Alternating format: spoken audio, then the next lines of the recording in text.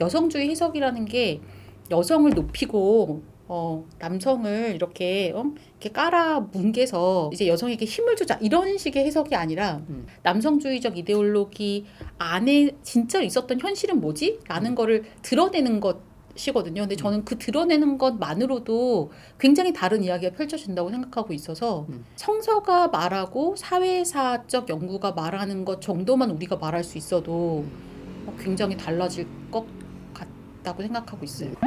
네, 안녕하세요. 믿는 생각입니다.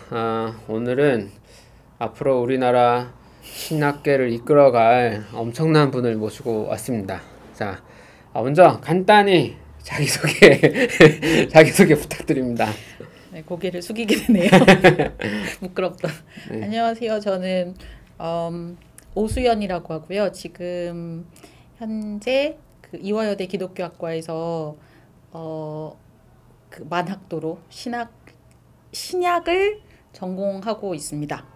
네, 신약학을 전공하고 있고, 일단 저는 어떻게 알게 됐냐면 같이 주중에 솜니움 연구소에서 몇 달간 일을 같이 하면서 제가 많이 이제 배우는 그런 시간을 가졌습니다. 그래서 많이 배우는 것 중에 사실 신약학 이야기를 좀 더 배워보고 싶긴 했는데 그 이야기를 사실 할 시간을 막 있진 않았던 것 같아요. 그래서 오늘 겸사겸사 귀한 시간을 내주셔서 수다를 해보려고 해요. 특히 신약학 공부를 하는 친구가 없습니다. 저는 주변에 약간 저는 그냥 최근에사 그냥 요즘 무슨 얘기가 유행인가 너무 뒤처지면 이제 제가 끝장날 수 있기 때문에 네. 약간 배우는 거고 제가 볼 때 오선 선생님은 요즘에 여러 이슈들을 공부하면서 또 선생님만이 공부하고 있는 깊이 파고 있는 그런 부분도 있고 해서 아주 재미있을 것 같습니다. 재미없을 것 같은데.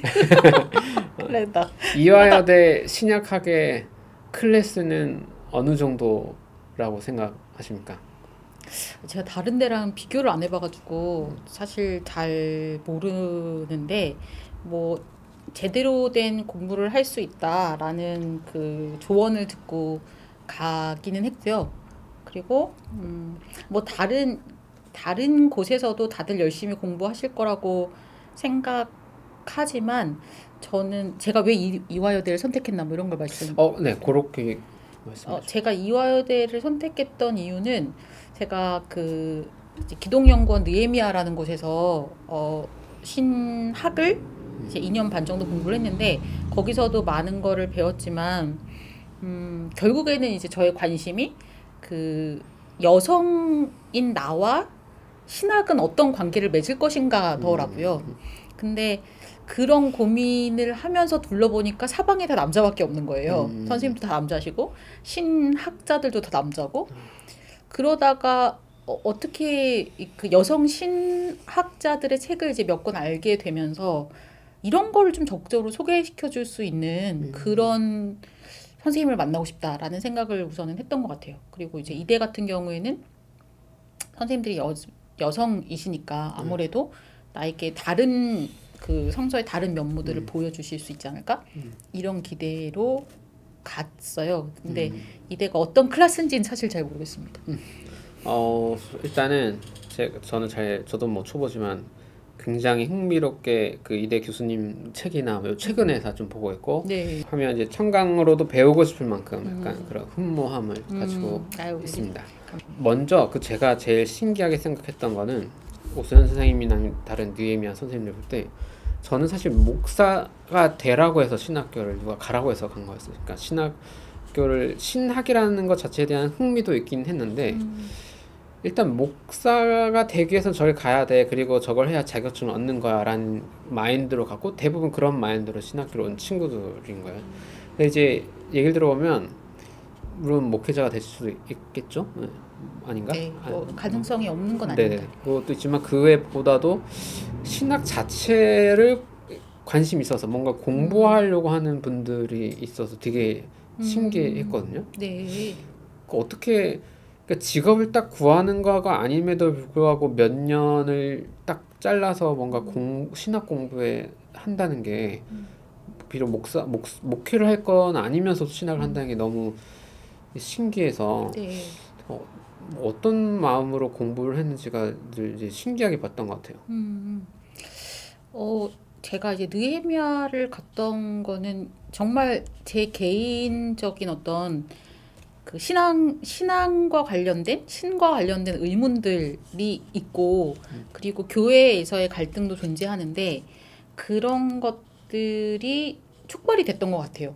그래서 처음에 이제 책을 읽다가 책을 읽는데 내가 이 책을 읽어도 좋은지 아닌지에 대해서 말해줄 사람이 필요하다고 느꼈고 그러려면 약간 어떤 적절한 커리큘럼을 가진 곳을 찾아야겠다고 생각을 했던 것 같아요. 그래서 뭐 처음에 이제 기독연구원 느헤미야를 처음부터 생각했던 건 아니고 신학교를 생각을 했는데 일단 저는 우리나라 신학교들에 대해서 잘 알지는 못하지만 기본 욕을 먹잖아요. 기본 욕을 먹기 때문에 그리고 또 이제 그런 신학교를 나온 목사님들 제가 존경하지 않았던 것 같아요. 그러니까 이제 거기는 가지 말아야겠다. 이런 생각이 있었어가지고 뭔가를 보셨군요. 봤는지 모르겠어요. 그냥 이제 뭐 약간 제가 반골 기질 같은 게 좀 있어요. 그래가지고 뭐 그러다가 이제 정말 우연히 저는 엄마가 추천을 했습니다. 엄마가 기독연구원 느헤미야라는 데가 있다더라. 한번 알아봐라. 이래가지고 엄마가 정보를 줘가지고 이제 알아보게 됐고 우리 엄마는 기독연구원 느헤미야가 이런 곳인지 몰랐을 것이다. 알면 깜짝 놀라서 자기가 뭘 추천해 줬는지 안다면 굉장히 놀랄 텐데 어쨌든 그랬어요.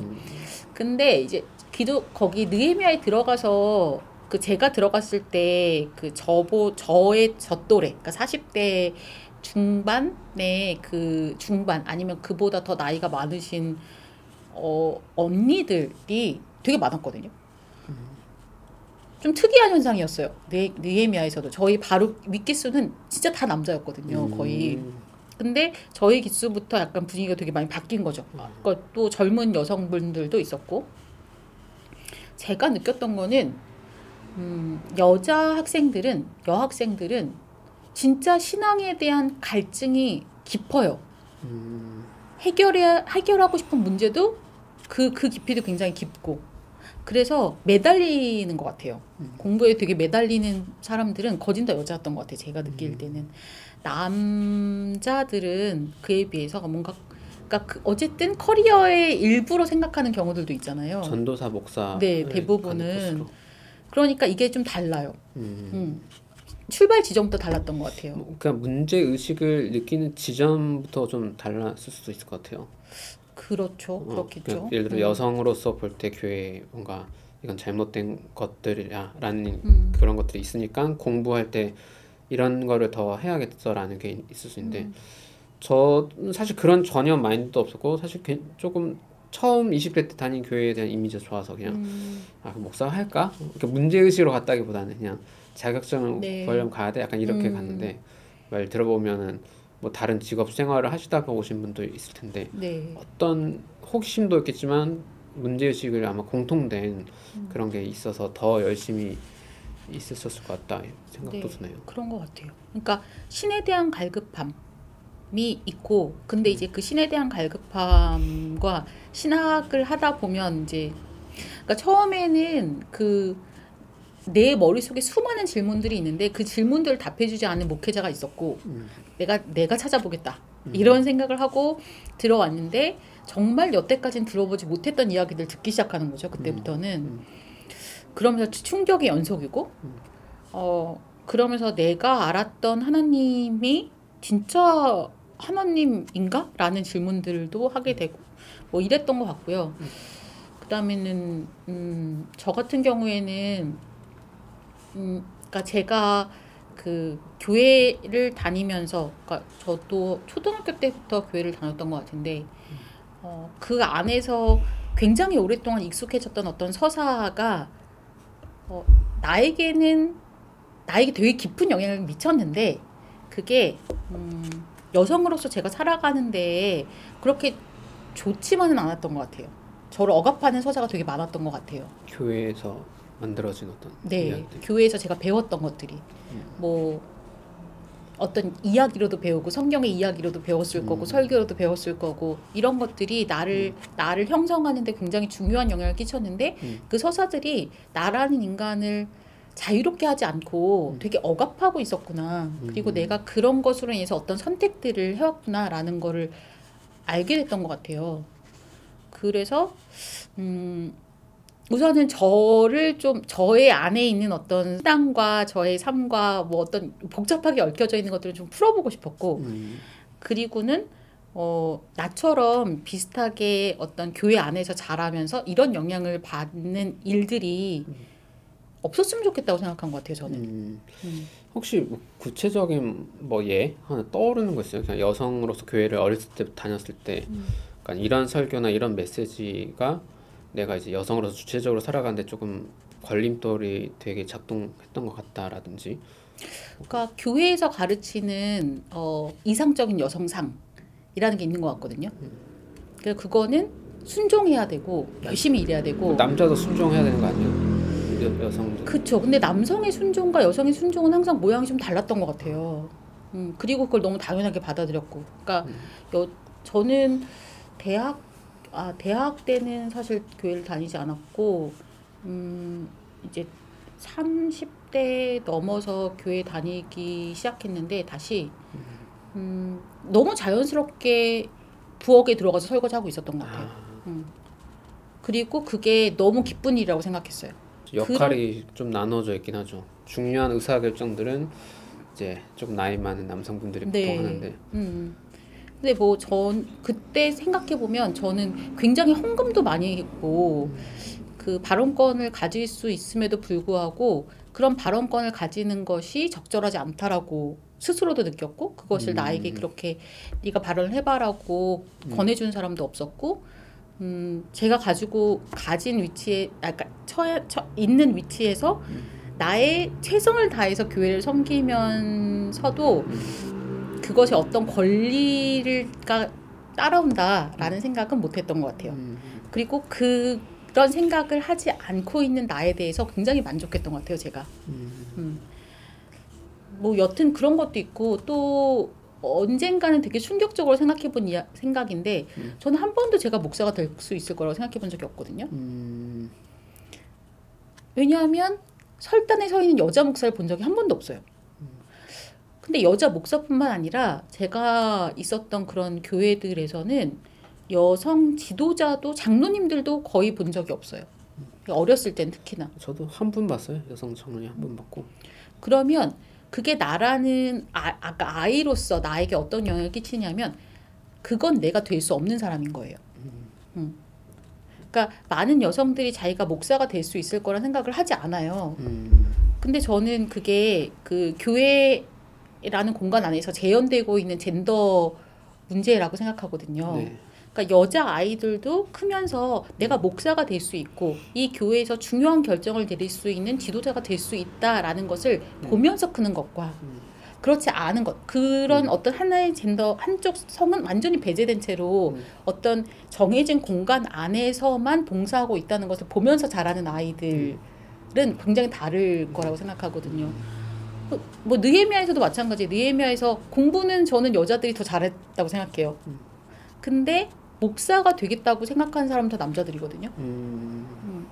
심지어 어떤 교수님은 여자 학생들은 목사 한 줄 그냥 받지 말라고 얘기하시기도 해요. 니네가 목사 한 줄 받아봐야 교회 생활 더 힘들다. 갈 데도 없다. 장로교 통합의 현실이 그래요. 그러니까 그 원칙적으로는 목사가 다 될 수 있는데 여성분들이 근데 목사가 되는 순간 이력서 낼 것이 엄청 줄어들어요. 그래서 그냥 전도사로 평생 사는 분들이 좀 많죠. 네.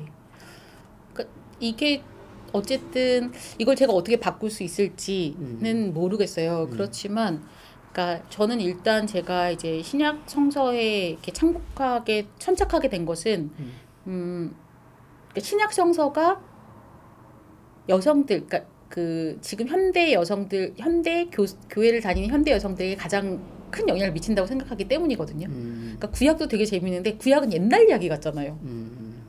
근데 신약은 왠지 지금 우리와 되게 붙어 있는 것 같고 신약에서 이렇다면 지금 초대교회를 따라가야 되는 우리도 그래야 되는 것 같고 둘 다 만만치 않은데요, 저 2000년 전이냐, 2500년 전이냐. 맞아요.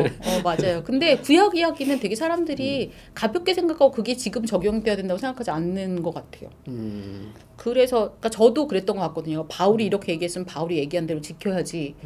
라는 생각은 해봤어도 뭐 다윗이 이렇게 했으니까 이렇게 지켜야지라고 생각해 본 적은 없는 것 같아가지고 그래서 이 신약을 하게 됐고 그런 신약의 그 새로운 해석을 통해서 교회 안에 있는 여성들이 좀 그러니까 신앙에 되게 끼친 영향이 크잖아요.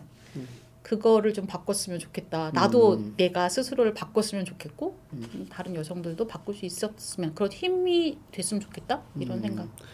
그때 저번에 살짝 그냥 얘기하다가 말았던 게 되게 재밌었던 게 이제 뭐 우리나라 학계에서 구약 학계에서는 그래도 그런 비슷한 관점이 여성 신학적 관점으로 뭔가를 하는 학자들 좀 있는데 신약학에서는 그런 걸 연구하거나 목소리 내는 분들이 좀 적다는 얘기를 들었던 것 같아요. 그래서 사실 비슷한 문제의식을 가진 여성분들이 분명히 있었을 테고 그러려면 신약을 보는 관점을 좀 다른 목소리들을 이제 더 많이 냈었어야 했는데 왜 이렇게 신약 학계에서 그런 분이 별로 없었을까 이렇게 듣고 보니까 참 의아하긴 하더라고요.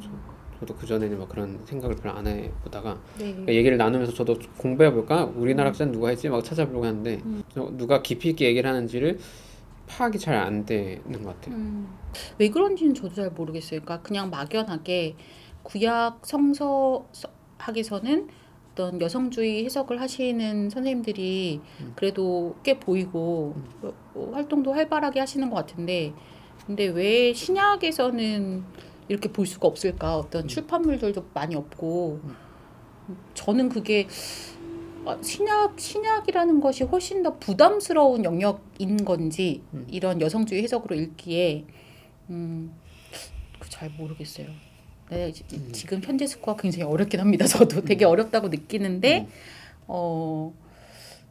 분명히 그 이제 뭐 미국이나 유럽 학계에서는 되게 활발하게 신약학에서 여성주의적 해석이 이루어지고 있고 이게 예전처럼 그냥 뭐 여성주의 해석이라는 게 여성을 높이고 남성을 이렇게 깔아 뭉개서 그래서 이제 여성에게 힘을 주자 이런 식의 해석이 아니라 남성주의적 이데올로기 안에 진짜 있었던 현실은 뭐지? 라는 거를 드러내는 것이거든요. 근데 저는 그 드러내는 것만으로도 굉장히 다른 이야기가 펼쳐진다고 생각하고 있어서 그러니까 성서가 말하고 사회사적 연구가 말하는 것 정도만 우리가 말할 수 있어도 굉장히 달라질 것 같다고 생각하고 있어요. 요 구체적인 이야기를 2부 순서로 네. 조금 2부도 가능하십니까? 네, 일단 1부는 요 정도로 하고 성서에서의 어떤 뭐 공부나 어떤 해석 몇 개 소개해 줄 거를 간단하게 몇 개 좀 나눠주면 좋겠습니다.